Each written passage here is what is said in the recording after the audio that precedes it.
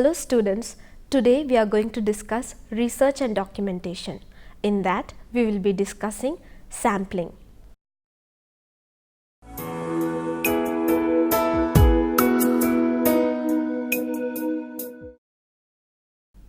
Sampling.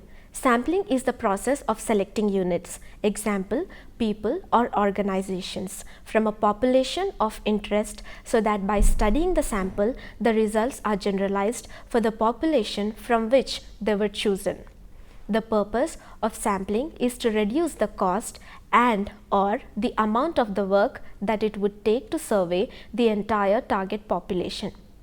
A survey that measures the entire target population is called census. Sampling methods can be classified into two categories. Probability sampling. Sample that has a known probability of being selected is called a probability sampling. Non-probability sampling. Sample does not have known probability of being selected, as in convenience or voluntary response surveys. Probability sampling. A probability sample is a sample in which every unit in the population has a chance greater than 0 of being selected in the sample, and this probability can be accurately determined. The combination of these traits make it possible to produce unbiased estimates of population totals by weighting sampled units according to their probability of selection. Example, we want to estimate the total income of adults living in a street. We visit each household in that street, identify all adults living there and randomly select one adult from each household. For example, we can allocate each person a random number generated from a uniform distribution between 0 and 1 and select the person with the highest number in each household. We then interview the selected person and find their income. These are the methods of probability sampling: simple random sampling, stratified sampling, systematic sampling, cluster sampling and multi-stage sampling. Simple random sampling. A. Simple random point sampling. In this, a grid is drawn over a map of the study area. Random number tables are used to obtain coordinated grid references for the points. Sampling takes place as feasibly close to these points as possible. B. Simple random line sampling. In this, pairs of coordinates or grid references are obtained using random number tables and marked on a map of the study area. These are joined to form lines to be sampled. C. Simple random area sampling. In this, random number tables generate coordinates or grid references which are used to mark the bottom left, southwest corner of quadrats or grid squares to be sampled. Advantages and disadvantages of random sampling. Advantages: can be used with large sample populations, avoids bias. Disadvantages: can lead to poor representation of the overall parent population or area if large areas are not hit by the random numbers generated. This is made worse if the study area is very large. There may be practical constraints in terms of time available and access to certain parts of the study area.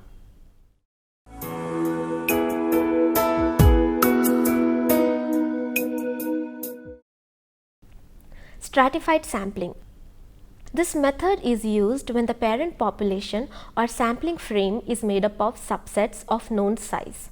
These subsets make up different proportions of the total, and therefore sampling should be stratified to ensure that results are proportional and representative of the whole. A. Stratified systematic sampling. In this, the population can be divided into known groups and each group is sampled using a systematic approach. The number sampled in each group should be in proportion to its known size in the parent population. For example, the makeup of different social groups in the population of a town can be obtained, and then the number of questionnaires carried out in different parts of the town can be stratified in line with this information. A systematic approach can still be used by asking every fifth person. B. Stratified random sampling. In this, A wide range of data and fieldwork situations can lend themselves to this approach. Wherever there are two study areas being compared, for example, two villages or a population with subsets of known size, for example, one village with distinctly different habitats or hamlets. Random point, line or area techniques can be used as long as the number of measurements taken is in proportion to the size of the whole. For example, if a village was the study site, there would likely be different types of habitats, subsets within it. Random sampling may altogether miss one or more of these. Stratified sampling is possible when it makes sense to partition of the population into groups based on a factor that may influence the variable that is being measured. These groups are then called strata. An individual group is called a stratum. With stratified sampling, one should divide the population into groups, obtain a simple random sample from each group, collect data on each sampling unit that was randomly sampled from each group. Stratified sampling works best when a heterogeneous population is split into fairly homogeneous groups. Under these conditions, stratification generally produces more precise estimates of the population percentage than estimates that would be found from a simple random sample. Stratified sampling would take into account the proportional area of each habitat type within the village, and then each could be sampled accordingly. The sample points could be still identified randomly, A, or systematically, B, within each separate area of village. Advantages and disadvantages of stratified sampling. Advantages. It can be used with random or systematic sampling and with point, line or area techniques. If the proportions of the subsets are known, it can generate results which are more representative of the whole population. It is very flexible and applicable to many geographical enquiries. Correlations and comparisons can be made between subsets. Disadvantages. The proportions of the subsets must be known and accurate if it is to work properly. It can be hard to stratify questionnaire data collection. Accurate up-to-date population data may not be available, and it may be hard to identify people's age or social background effectively.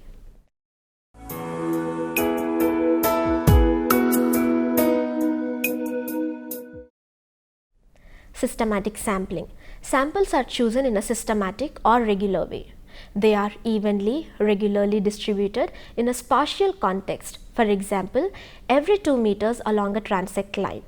They can be at equal, regular intervals in a temporal context, for example, every half an hour or at set times of a day. They can be regularly numbered, for example, every 10th house or person. Methodology. A. Systematic point sampling. A grid can be used and the points can be at the intersections of the grid lines A, or in the middle of each grid square B. Sampling is done at the nearest feasible place. Along a transect line, sampling points for vegetation, pebble data collection could be identified systematically, for example, every 2 meters or every 10th pebble. B. Systematic line sampling. The grid on a map can be used to identify transect lines C and D. Alternatively, along a beach, it could be decided that a transect up the beach will be conducted every 20 meters along the length of the beach. C. Systematic area sampling. A pattern of grid squares to be sampled can be identified using the map of the study area. For example, every second third grid square down or across the area E, the southwest corner will then mark the corner of a quadrant. Patterns may be any shape or direction as long as they are regular. Advantages and disadvantages of systematic sampling. Advantages. It is more straightforward than random sampling. A grid doesn't necessarily have to be used. Sampling just has to be at uniform intervals. A good coverage of the study area can be more easily achieved than in random sampling. Disadvantages. It is more biased as not all members or points have an equal chance of being selected. It may therefore lead to over or under representation of a particular pattern. Cluster sampling. Cluster sampling is very different from stratified sampling. With cluster sampling, one should divide the population into groups. Obtain a simple random sample of so many clusters from all possible clusters. Obtain data on every sampling unit in each of the randomly selected clusters. It is important to note that unlike with the strata in stratified sampling, the clusters should be microcosms rather than subsections of the population. Each cluster should be heterogeneous. Additionally, the statistical analysis used with cluster sampling is not only different but also more complicated than that used with stratified sampling.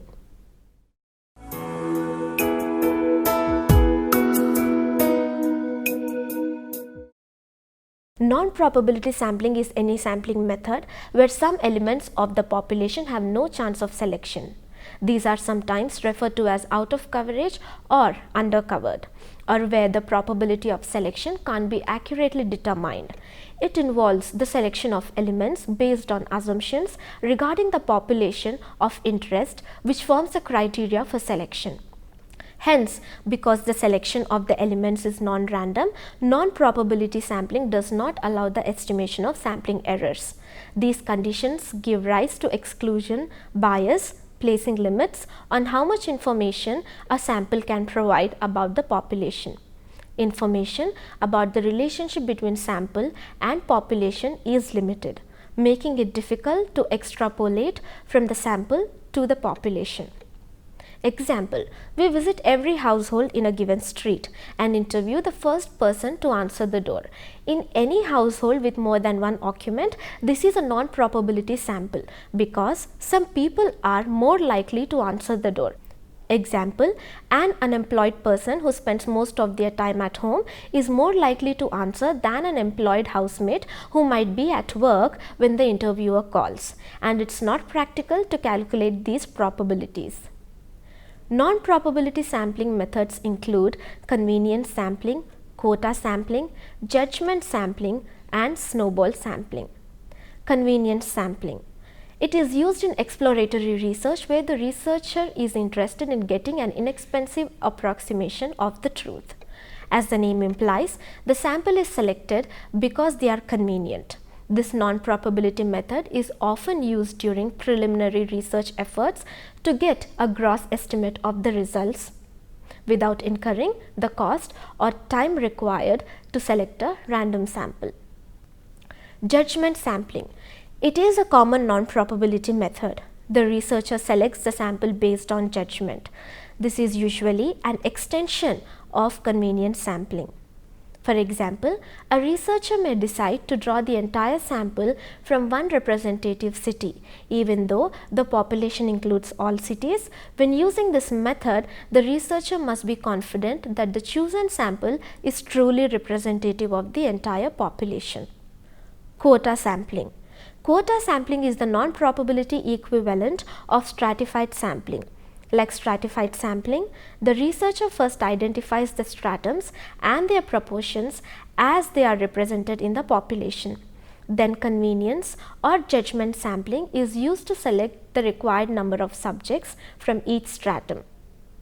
This differs from stratified sampling where the stratums are filled by random sampling. Snowball sampling. It is a special non-probability method used when the desired sample characteristic is rare. It may be extremely difficult or cost prohibitive to locate respondents in these situations. Snowball sampling relies on referrals from initial subjects to generate additional subjects.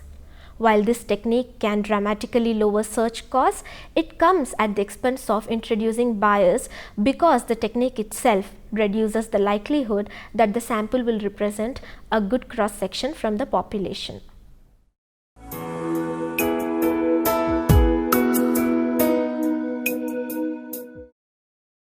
Bias in sampling is a systematic error in sampling procedure that leads to a distortion in the results of the study. Bias can also be introduced as a consequence of improper sampling procedures that result in the sample not being representative of the study population. For example, a study to determine the drug information needs of a rural population and plan of community drug use intervention failed to give a picture of the health needs of the total population because a nomadic tribe, which accounted for 1/3 of total population, was left out of the study. Sampling bias means that the data collected may not be accurate or represent the group. In statistics, sampling bias is a bias in which a sample is collected in such a way that some members of the intended population are less likely to be included than others. It results in a biased sample, a non-random sample of a population, or non-human factors in which all individuals or instances were not equally likely to have been selected. If this is not accounted for, results can be erroneously attributed to the phenomenon under the study rather than the method of sampling. Sources of bias. There are several possible sources of bias in sampling. The best known source of bias is non-response. Non-response is encountered mainly in studies where people are being interviewed or asked to fill in a questionnaire. They may refuse to be interviewed or forget to fill in the questionnaire. The problem lies in the fact that non-respondents in a sample may exhibit characteristics that differ systematically from the characteristics of the respondents. There are several ways to deal with this problem and reduce the possibility of bias. Seasonal bias. It may be that the problem under study exhibits different characteristics in different seasons of the year. For this reason, data on the prevalence and distribution of malnutrition in a community, for example, should be collected during all seasons rather than just at one time. Tarmac bias. Study areas are often selected because they are easily accessible. However, these areas are likely to be systematically different from more inaccessible areas. Selection from a specific real area. For example, a survey of high school students to measure teenage use of illegal drugs will be a biased sample because it does not include homeschool students or dropouts. A sample is also biased if certain members are underrepresented or overrepresented relative to others in the population. For example, a man on the street interview which selects people who walk by a certain location is going to have an overrepresentation of healthy individuals who are more likely to be out of the home than individuals with a chronic illness. This may be an extreme form of biased sampling because certain members of the population are totally excluded from the sample. That is, they have zero probability of being selected. Exclusion bias results from exclusion of particular groups from the sample. Example, exclusion of subjects who have recently migrated to the study area. This may occur when newcomers are not available in a register used to identify the source population. Excluding subjects who move out of the study area during follow-up is rather equivalent of dropout or non-response. A selection bias in that is rather affects the internal validity of the study. Bergson's bias or Bergson's fallacy is a result in conditional probability and statistics which is counterintuitive for some people and hence a veridical paradox. It is a complicating factor arising in statistical tests of proportions. Specifically, it arises when there is an ascertainment bias inherent in a study design. It is often described in the fields of medical statistics or biostatistics. The example is Bergson's retrospective study examining a risk factor for a disease in a statistical sample from a hospital inpatient population.